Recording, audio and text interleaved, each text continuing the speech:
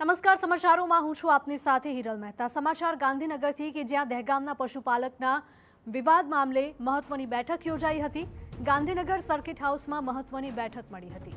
સ્થાનિક સ્વરાજ્ય ચૂંટણી પહેલા દૂધ ડેરીમાં બદલાવ અંગે નિર્ણય લેવાઈ શકે, પશુપાલકોને પોષણક્ષમ ભાવ મળે તે દિશામાં પણ નિર્ણય લેવાઈ શકે છે। ફેડરેશન ચેરમેન અશોક ચૌધરી અને મધુ ડેરી ચેરમેન શંકરસિંહ રાણા રહ્યા હાજર। દહેગામ એમએલએ, એપીએમસી ચેરમેન અને ભાજપ જિલ્લા પ્રમુખ હાજર રહ્યા। તો બેઠકમાં પશુપાલકોના આગેવાનો પણ હાજર રહ્યા।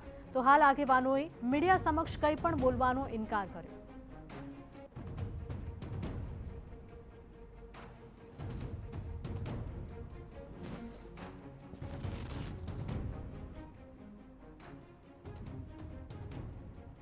સંવાદદાતા હિમાંશુ જોડાયા છે ફોન લાઈન પર વધુ અપડેટ સાથે। હિમાંશુ, દહેગામના પશુપાલકના વિવાદ મામલે આ બેઠક યોજાઈ હતી, કયા મુદ્દાઓને લઈને ચર્ચા થઈ બેઠકમાં?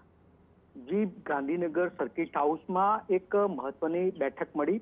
આ બેઠકની અંદર ફેડરેશનના ચેરમેન અશોક ચૌધરી, દહેગામના એમએલએ બલરાજસિંહ ચૌહાણ, મધુ ડેરીના ચેરમેન શંકરસિંહ રાણા, ઉત્તમ ડેરીના ચેરમેન સાથે દહેગામ એપીએમસીના પ્રમુખ સહિતના મહત્વના જે પશુપાલક આગેવાનોની એક બેઠક મળી હતી, જેમાં ભાવ વધારો હોય, ડેરી બદલવા મુદ્દે હોય, એ અંગે મહત્વની ચર્ચા થઈ।